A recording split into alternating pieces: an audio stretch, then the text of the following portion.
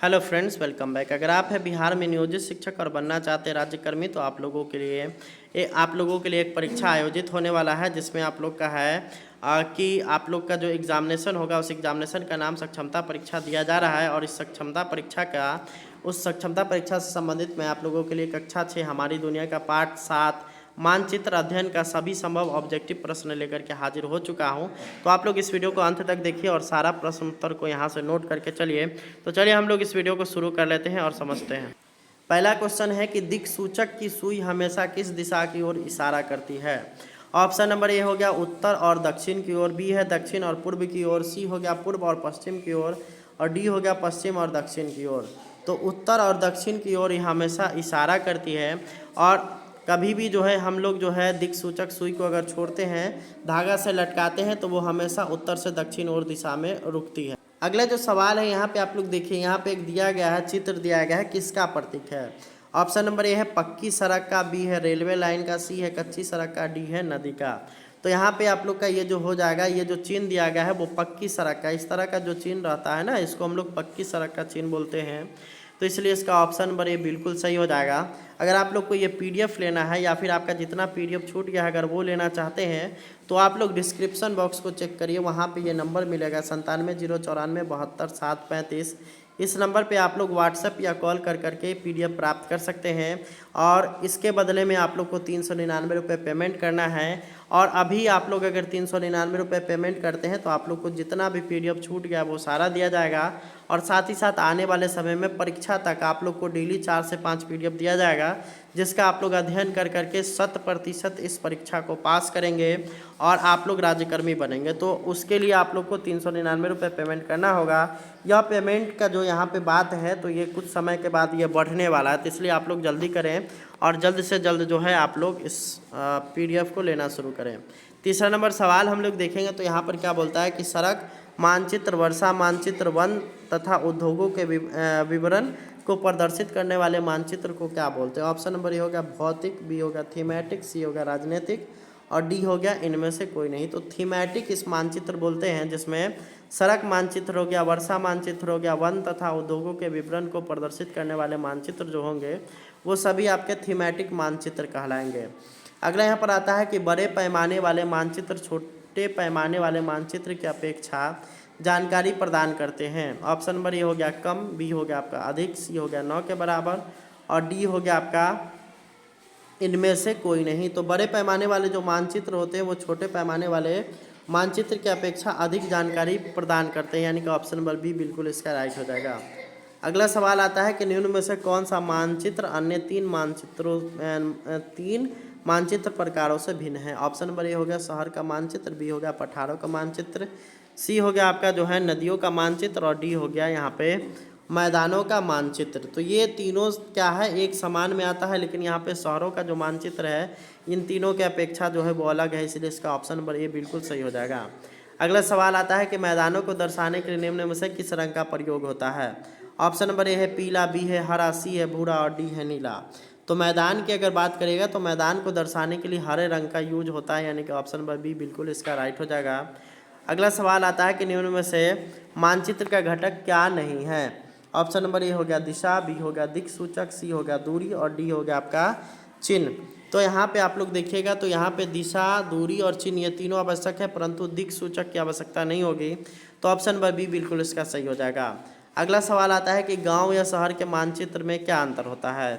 Option number A हो गया छोटा पैमाना, बी हो गया बड़ा पैमाना, सी हो गया मध्यम पैमाना, और डी हो गया आपका कोई पैमाना नहीं। तो यहाँ पे शहर का जो पैमाना होता है वो बड़ा पैमाना होता है, यानी कि ऑप्शन नंबर बी इसका राइट हो जाएगा। अगला यहाँ पर आता है कि मानचित्र में महाद्वीपों अथवा देशों को दर्शाने के लिए कैसा पैमाना उपयोग किया जाता है। तो इसके लिए जो है हमेशा छोटा पैमाना का यूज किया जाता है, क्योंकि उसमें मानचित्र में बहुत ज़्यादा चीज़ों को दिखाने की आवश्यकता पड़ती है, जिस कारण से यहाँ पे छोटा पैमाना यूज किया जाता है। अगला यहाँ पर आता है कि मानचित्रों में भूरे रंग का प्रयोग किसके लिए किया जाता है। तो अगर बात करिएगा मानचित्रों में भूरे रंग का प्रयोग का, तो ये पर्वतों के लिए यूज किया जाता है, यानी कि ऑप्शन नंबर बी बिल्कुल इसका राइट हो जाएगा।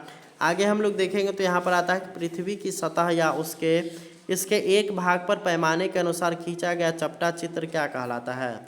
ऑप्शन नंबर ए हो गया मानचित्र, बी हो गया ग्लोब, सी हो गया प्रतीक और डी हो गया उपरोक्त सभी। तो पृथ्वी की सतह पर इसके एक भाग पर पैमाने के अनुसार खींचा गया चपटा चित्र जो है वो मानचित्र कहलाता है, यानी कि ऑप्शन नंबर ए बिल्कुल सही हो जाएगा। अगला सवाल आता है कि चुंबकीय सुई की दिशा हमेशा किस दिशा में होती है? तो जब बात करिएगा चुंबकीय सुई को जब हम लोग छोड़ते हैं तो वो हमेशा उत्तर दक्षिण दिशा में जाकर के रुकती है, और ये ऐसा इसलिए होता है क्योंकि वो उत्तर और दक्षिणी ध्रुव को जो है संकेत करता है। अगला सवाल हम लोग देखेंगे। अगला सवाल आता है कि पश्चिम तथा दक्षिण के बीच की दिशा कौन है? तो यहाँ पे पश्चिम और दक्षिण के बीच की जो दिशा हो जाएगी वो हो जाएगा आपका दक्षिण पश्चिम, यानी कि ऑप्शन नंबर सी बिल्कुल राइट हो जाएगा। आगे हम लोग बढ़ेंगे तो यहाँ पर आता है कि पृथ्वी की प्राकृतिक आकृतियों, पर्वतों, पठारों, मैदानों, नदियों, महासागरों आदि को दर्शाने वाले मानचित्र को क्या कहते हैं? तो ऐसे मानचित्र जो होते हैं जिसमें यहाँ पे प्राकृतिक आकृतियाँ, पर्वत, पठार, मैदान, नदी, महासागर इत्यादि को दर्शाया जाता है तो उसको भौतिक या उच्चावच मानचित्र कहा जाता है। ये बिल्कुल आप लोग का राइट हो जाएगा। अगला यहाँ पर आता है कि निम्नलिखित में से कौन सा मानचित्र थीमेटिक मानचित्र नहीं है? ऑप्शन नंबर ए हो गया आपका सड़क मानचित्र, बी हो गया वर्षा मानचित्र, सी हो गया आपका महासागरों का मानचित्र और डी हो गया उपरोक्त सभी। तो ये हो जाएगा आपका ऑप्शन नंबर ए, यानी सड़क मानचित्र। अगला यहाँ पर सवाल आता है कि मुख्य दिशाओं का पता लगाने के लिए क्या प्रयोग किया जाता है? ऑप्शन नंबर ए है आपका वात सूचक, बी है आपका बैरोमीटर, सी है पैमाना और डी है आपका दिक् सूचक। तो ये हो जाएगा आपका ऑप्शन नंबर डी, यानी कि दिक् सूचक। आगे हम लोग देखेंगे तो निम्नलिखित में से कौन सा मानचित्र राजनीतिक मानचित्र नहीं है? ऑप्शन नंबर ए है आपका राज्यों का मानचित्र, बी है नगरों का मानचित्र, सी है आपका देशों का मानचित्र और डी हो गया वनों के वितरण का मानचित्र। तो यहाँ पे जो आंसर हो जाएगा वो होगा आपका ऑप्शन नंबर डी, यानी कि वनों के वितरण का मानचित्र इसका बिल्कुल राइट होगा। अगला यहाँ पर आता है कि प्रधान दिग बिंदु उत्तर तथा पूर्व के बीच की दिशा क्या कहलाती है? ऑप्शन नंबर ए हो गया आपका दक्षिण पश्चिम, बी हो गया उत्तर पूर्व और सी हो गया उत्तर पश्चिम और डी हो गया इनमें से कोई नहीं। तो ये हो जाएगा आपका ऑप्शन नंबर बी, यानी कि उत्तर पूर्व। अगला यहाँ पर आता है कि वृक्षों के वितरण को दिखाने वाले मानचित्र को क्या बोलते हैं? ऑप्शन नंबर ए हो गया भौतिक मानचित्र, सी बी हो गया आपका थीमेटिक, सी हो गया राजनीतिक और डी हो गया उपरोक्त सभी। तो ये हो जाएगा आपका ऑप्शन नंबर बी, यानी कि थीमेटिक मानचित्र। अगला सवाल यहाँ पे 20वां नंबर हम लोग देखेंगे तो नीले रंग का इस्तेमाल किसे दिखाने के लिए किया जाता है? तो यहाँ पे हो जाएगा जलाशयों को दिखाने के लिए नीले रंग का यूज किया जाता है। अगला यहाँ पर आता है कि पैमाना आवश्यक है किसके लिए? तो मानचित्र बनाने के लिए पैमाने की आवश्यकता होती है, उसी के आधार पर मानचित्र बन सकता है। अगला यहाँ पर आता है कि निम्नलिखित में से क्या या कौन मानचित्र का घटक है? ऑप्शन नंबर ए हो गया दिशा, बी हो गया दूरी, सी हो गया चिन्ह और डी हो गया उपरोक्त सभी। तो अगर मानचित्र बनाइएगा तो इन तीनों की आवश्यकता होगी, तो इसलिए इसका ऑप्शन नंबर डी बिल्कुल सही हो जाएगा।